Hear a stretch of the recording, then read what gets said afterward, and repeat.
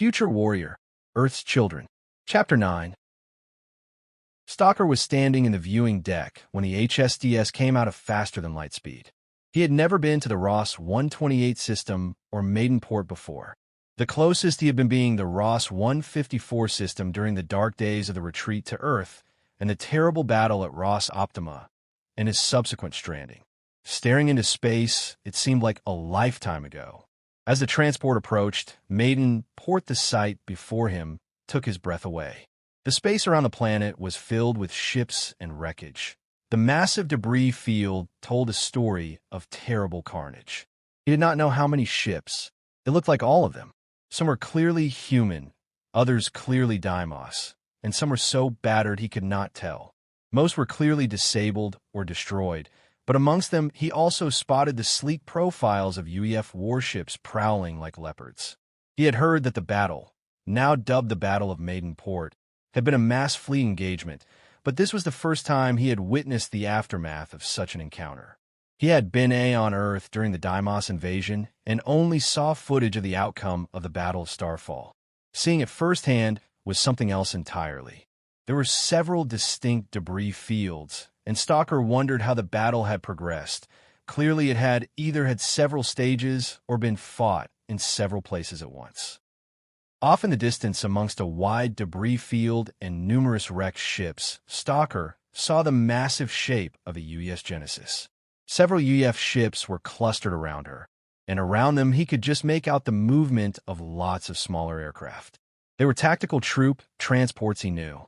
The Vikings had been assigned to the fleet for the battle, and now several companies of Vikings were battling to retake the Genesis.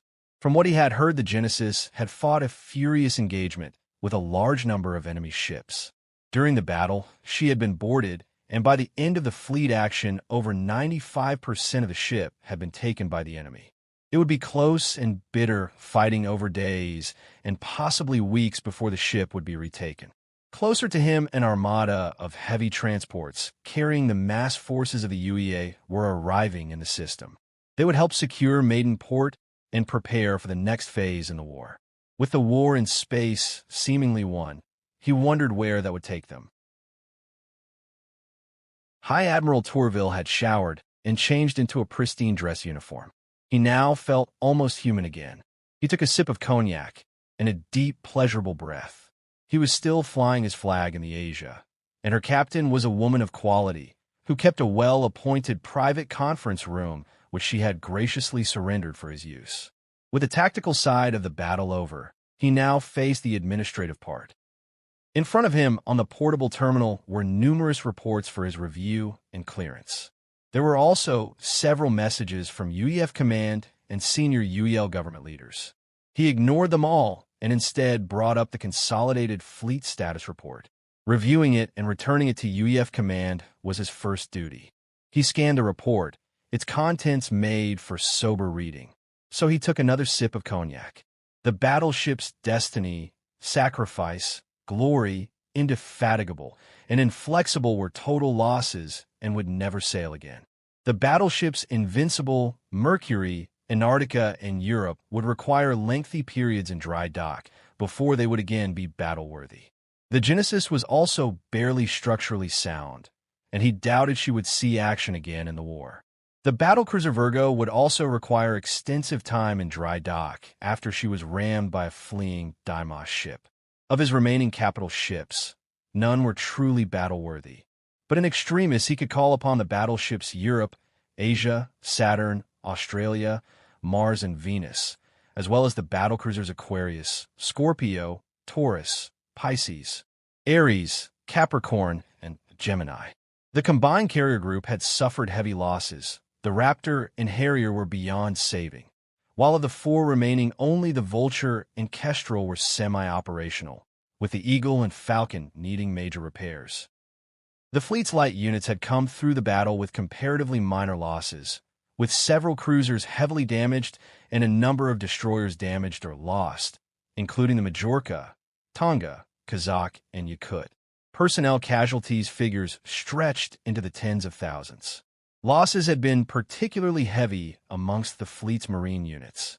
The fleet's marine aviation squadrons had been hit hard during the prolonged battle, and many of the marine infantry companies had been decimated by heavy Deimos boarding operations.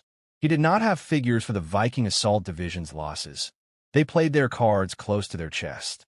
All in all, he concluded that the price had been worth paying. Deimos' naval strength had been irretrievably broken, with only 7 enemy vessels, all minor warships, escaping the system. The current estimate was 108 enemy ships destroyed, along with the destruction or capture of all the orbital repair facilities. In the coming hours, the recently arrived UEA units would assault the planet's surface and complete the conquest of the system. The war would continue, already plans were being put in place to capitalize on the victory. He sipped his cognac, savoring both the taste and the silence of the room. The enemy would react to this defeat. They would dig in and fight even harder now that tactical mobility had been denied them. Still, he knew that fleet's part of the war would now be largely over. Tourville looked around the room at the empty chairs and decided that this would not be a bad thing. He had seen enough of this war. Stalker was once again standing on the viewing deck of the HSDS. Next to him, Link and Waters stood silently. All of them were focused on the dark planet below. Occasionally, small flashes lit the dark surface, little glimmers of light that blossomed and died so far as to almost appear illusions. The day before the UEA had commenced landing operations following 2 days of airstrikes. The surface of Maidenport was 40 degrees below zero, while the surface of the tidally locked planet facing the star of Ross 128 was well over boiling point. The planet was not terraformed. As a result, all operations were carried out in void conditions. The prize was the planet's ground-based maintenance facilities, including vast UEDF-built warehouse complexes. These were all located in the planet's one urban center, the settlement of Maidenport itself. The settlement had once housed a permanent population of only around 2,500, mostly traders and skilled maintenance engineers that serviced the ships that traveled the pre-war trade route.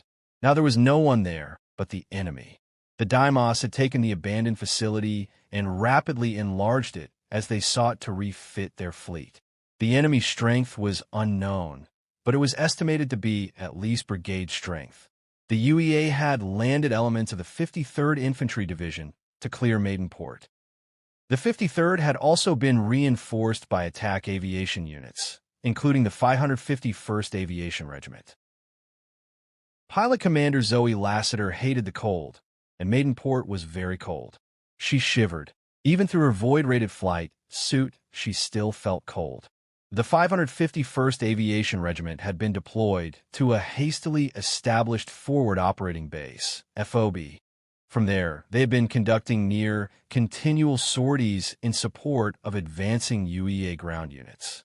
Most of these sorties had been strike operations, with only a few troop reinforcement or resupply runs using the skirmisher assault gunship's tactical troop lift capability.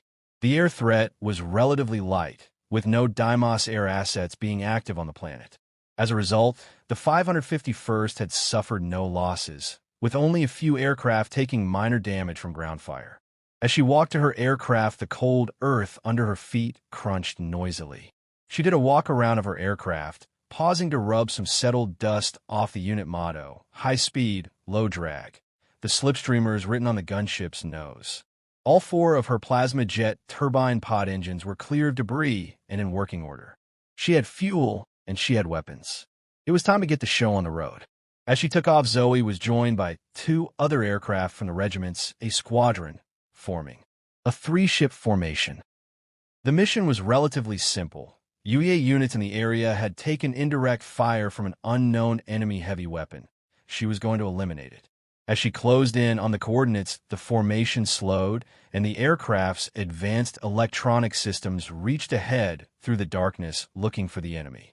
Maidenport was an unterraformed dead world, and with the aid of her helmet's vision enhancement, Zoe could see nothing in any direction other than spires of slowly eroding metallic rock and barren wasteland. The planet's magnetic field and the rocky surface were severely limiting sensor range, and she cursed as she completed her first sector sweep without finding a target. TACCOM, this is Spider Lead. We have no joy. Moving to Sector Zulu 3-6. Zoe rotated her aircraft just in time to see a missile streak past her cockpit and explode the skirmisher on her left, the aircraft crashing to the ground in a ball of wreckage. Threat, threat, threat. Zoe jammed her throttle forward and pushed her nose down, dropping like a stone to only a few feet above the rocky ground. She swore furiously. How the hell had the missile not been detected by the defensive suite? TACCOM, Spider Lead. Angel down, Angel down. We are engaged. As she threw the skirmisher at high speed between two pillars of rock, she saw a blip come up on her threat display. Instantly, she fired a snapshot, a heavy Hellstrike missile dropping from the right side internal weapons bay and disappearing out of sight. As she pulled hard left on the flight controls, the skirmisher abruptly nosedived into the ground and cartwheeled, the heavy aircraft smashing into a pillar of rock before coming to rest. Zoe awoke in pain. Everything was dark, and she felt so cold. She tried to move and almost blacked out. She tried to focus. What had happened? Where was she? For a long time, she lay still, trying to gather her thoughts and ignore the burning pain she felt all over. She couldn't pin down where she hurt. Every part of her body burned with pain. Zoe struggled to fight through her confusion, but it was made worse by the fact that everything was pitch dark and she couldn't see anything. Zoe snapped awake again, not realizing she had even fallen back asleep. She saw light and thought she heard voices. She heard the crunch of glass underfoot and a scraping sound. Suddenly, a shape loomed above her, and in panic, she tried to reach her sidearm, but she couldn't move her arm. Abruptly, she was blinded by a bright light and felt blood rising in her throat. She started coughing uncontrollably and thrashed. Is the pilot alive? She's pinned bad. Give me the cutters, I'm going to sedate her. Zoe saw the red of blood in her helmet's visor and blacked out. Stalker was in the specious hold of the HSDS. Across his lap, his ASBR was stripped down, and he was inspecting each piece of the weapon before carefully cleaning it. The downtime was always the worst, and it was best to keep busy. Some exercised rigorously, some read books or studied. Others liaised with other forces or pored through the latest intelligence reports. Stalker did a combination of exercise and weapons drill. Nearby, all his kit was laid out. He had cleaned his EEA and had it serviced by an armorer. His Z8A pistol had been stripped and its proximity link to his EEA systems confirmed. The most unusual item in his loadout was a ceremonial ceramic sword and custom scabbard. He had taken the weapon from a rebel during the war on Mars. Since then, he had used it several times in action, and he was perhaps the only person in the Terra Nova who had a recognized combat qualification in swordsmanship. On the end of the blade's hilt was a piece of lacy material, a gift from Zoe. His ASBR, truth be told, had seen better days. The weapon had been with him through several battles, and looked more than a little worse for wear. It was, however, perfectly functional, and Stalker had complete faith in the weapon's reliability. The rifle had also been serviced by the armory. They had offered to replace it, but he had declined. Somehow, trading it in would have felt like a betrayal after all the time they had been together. Stalker looked up and saw Link and Lee Waters approaching. Something in their manner made him stand. For a moment, no one spoke. Out with it, lad, growled Waters. Boss, Zoe's aircraft went down on Maidenport. Stalker felt his heart seize. Don't worry, boss, she's alive. USOC were on search and rescue duty. They pulled her out. She's in a bad way, boss. She lost an arm. Stalker sat back down, his weapons forgotten. Waters came over to Stalker and picked up the sword, examining it. She's a tough one. She will be fine. We'll just take some time is all. She has been transferred to the Role 1 medical facility on the Protea. I have arranged for a transport to take you across. Stalker's mouth felt dry, and he reached for a nearby bottle of water, still not trusting himself to speak. Link squatted down, his face a mask of discomfort. She's returned to center, boss. She's going home. Leave your gear. I'll sort it. The transport is in the upper bay, pad 3. Stalker stared out the viewing port of the Swiftfoot transport as it moved towards its destination. the botanical class supply ship UES Protea. The next few minutes passed in a daze as he made his way to the vessel's medical deck. As he entered, a nurse informed him that she was in surgery, and he took a seat in a waiting room. He had only been waiting for a few minutes when a burly-looking USOC operator in full armor approached him. "You Pilot Commander Lassiter's husband?" Stalker rose, slightly confused as he had been expecting a doctor. "I hope you don't mind the intrusion, specialist. The nurse told me you were here. It was my team that performed your wife's extraction. Name's Darren." Stalker shook the man's hand. The grip was firm. "I appreciate what you did for her. Can I ask why you were here?" "A couple of my own people are here. I was visiting them. We have a good working relationship with some of the medical staff here. The nurse thought you might want to talk to me. Have you been briefed by the docs yet?" "No, I only just got in." "Well, it looks like we have some time." The USOC operator took a seat. "We got the call after she went down. We were on the ground within 30 minutes. It looks like her unit got ambushed. Some kind of stealth anti-aircraft missile unit we haven't seen before. Only one of the 3 aircraft in her flight managed to get clear. We have been having all kinds of problems with our systems on Maidenport. Damn planet is a twisted nightmare of magnetic and electrical fields. I doubt she ever saw the threat coming." Stalker accepted the statement without comment. He knew that tidally locked planets often had complicated and shifting electromagnetic fields. "We landed and secured the crash site. It was a mess, but thankfully was clear of the enemy. She went in hard, no other way to put it. Her skirmisher was as tangled a mess as I have ever seen. It took us a full 20 minutes to cut our way into the cockpit. She was pinned in the wreckage. Frankly, I am amazed she is alive at all. The cockpit had deformed around her. Damned miracle she wasn't killed in the impact. She was delirious. One of her arms was crushed, and she was losing a lot of blood. We did all we could, but it was bloody hopeless, to be frank. Nothing we could do. It was either leave the arm or leave her there to die. We did what we had to do to bring her home." Stalker nodded slowly. He could sense the weariness of the man next to him. Clearly, it had also been a long war for him. "Thank you, Darren, for bringing her back. It was a tough call. I would have done the same thing." Darren nodded and rose to his feet, apparently satisfied. "No need to thank me, specialist. We look after our own." Stalker watched the USOC operator leave, steeling himself for what came next. Zoe lay in a medical stasis bed, as still as death behind the glass. Her face was a mask of blossoming bruises and minor scratches, and her right arm ended mid-humerus with a liquid-filled limb seal. The clear trauma bandage was filled with a milky substance that was designed to resist infection and keep tissue and nerve endings alive and healthy until able to be operated on. Stalker looked at his wife with a feeling of bodily detachment. It did not seem real somehow, like he was a spectator, a fly on the wall looking at himself, or caught in a waking dream. He felt so hollow, empty, drained of energy. The rational part of his brain knew and understood the risks of war. Zoe was a professional and a soldier. She knew the risks as well as he did, but his attachment to her overwhelmed his senses, and he wanted nothing more at that moment than to pick her up and walk away from the war and the military. Honor, duty, earth, damn all of it. None of it mattered if she suffered.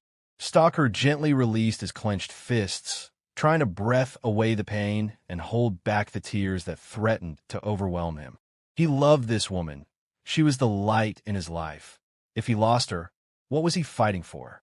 His thoughts were interrupted as a naval doctor in a pristine white uniform approached. She was tall, thin, and looked to be in her early 50s. She smiled, and the warmth and confidence he saw in her eyes seemed to draw the pain from his heart. "I'm Dr. Withers. Thank you for taking the time, doctor. I know you must be busy." "You are more than welcome, specialist. Firstly, let me assure you, your wife will make a full recovery. Both she and the babies are fine." Stalker stared at her open mouth, unable to form a sentence. "Ah, you did not know. To be fair to her, I doubt your wife knew either. She is very early in her term. And yes, I did say babies. She is pregnant with twins." Stalker rallied his senses, furiously processing the news. "Is there any risk with her injuries?" "No. Luckily, in a fashion, she took the most serious wounds to her upper body, not her lower. She has 2 broken ribs, a fractured clavicle, and some cranial swelling which we are keeping our eye on. We have put her in an induced coma to combat the swelling, but scans do not reveal any cranial bleeds. Her most serious injury is her arm and the resulting bleeding. The amputation was caused by the accident. The bone was already severed. The recovery team only separated the remaining soft tissue. They did a good job and stopped more blood loss, but from all accounts I doubt the arm was salvageable. I have put in a request for a cybernetic replacement once she returns to Earth. As a pilot commander, she is a high-value recipient, and I also noted her connection to the Terra Nova in my request. This should guarantee that her case is treated as a priority. Thank you, Doctor. You're most welcome. Did you have any further questions? When will she be awake? With this severity of swelling, I don't want to take chances, so I will keep her out for 10 days. I'm sorry. I know you want to speak to her, but the Protea is due to depart in 18 hours. We have a lot of wounded that need advanced care. We are earthward bound. Stalker thanked the doctor again and let her return to her duties. For a long time, he stood and looked at Zoe. So much had changed in such a short period of time, and he needed time to process it all. He knew he could ask for special dispensation to return to Earth with Zoe, and that it would be granted, but he also knew that it would not be what Zoe wanted. Zoe was a soldier first, and she would never forgive herself if she took him away from his duty. Instead, he would contact both their families. When she reached Earth, she would be surrounded by people she knew and trusted. She would not be alone. Finally, many hours later, he turned and left, mind finally calm.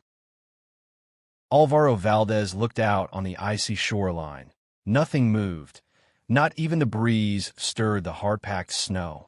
Where the gray of the rocky land met the water, the great Laurasian Ocean had turned to ice, which extended as far as his eyes could see, a sheet of bluish white. He frowned. His vision was now limited to that which he was born with. His EEA's systems, operating well beyond their scheduled maintenance periods, had begun to fail one by one. In the vast, icy wastes of the Laurasian hinterland, the loss of the visual tracking and enhancement systems was a crushing blow, but he had faith. His faith would guide him. If God willed that he was to be the one to face these trials, he would face them without fear or remorse. All people die, his old mentor in the division had once told him. Do not concern yourself with when and how. Instead, focus on your duty, and remember you are his instrument. Almost unconsciously, he glanced at the tiny, nearly imperceptible words written on his Amor's gauntlets.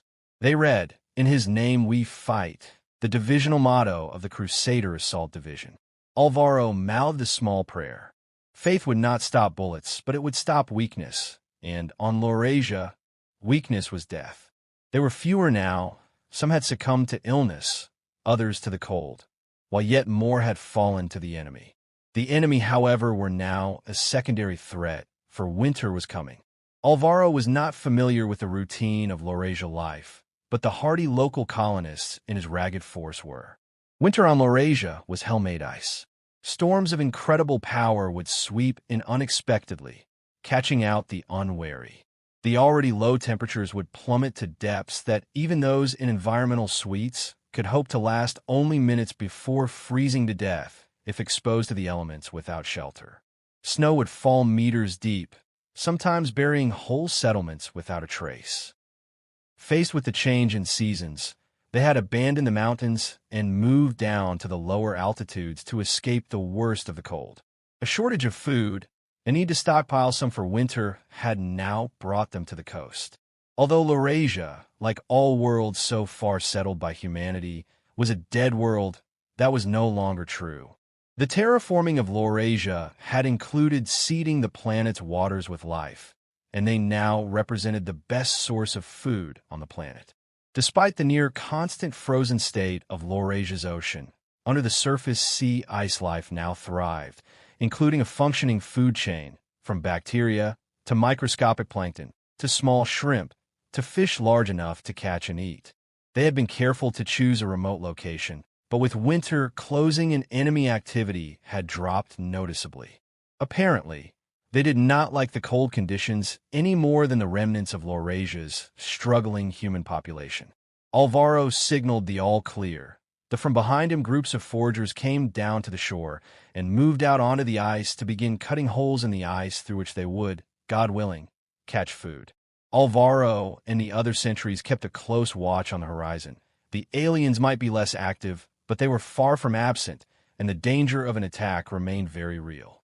They had to take the risk, however. The weaker amongst them, the young, the old, were close to starving.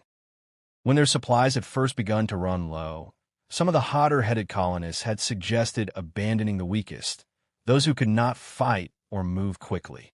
Alvaro and the other crusaders had shown them the errors of their ways. Violence had not been necessary. A few left, but faith conquered the others. Give justice to the weak and the fatherless. Maintain the right of the afflicted and the destitute. Rescue the weak and the needy. Deliver them from the hand of the wicked, Alvaro had told them, and they had bowed to God's word and will. Despite this, Alvaro knew that they could not last forever. They needed help, and they needed it soon.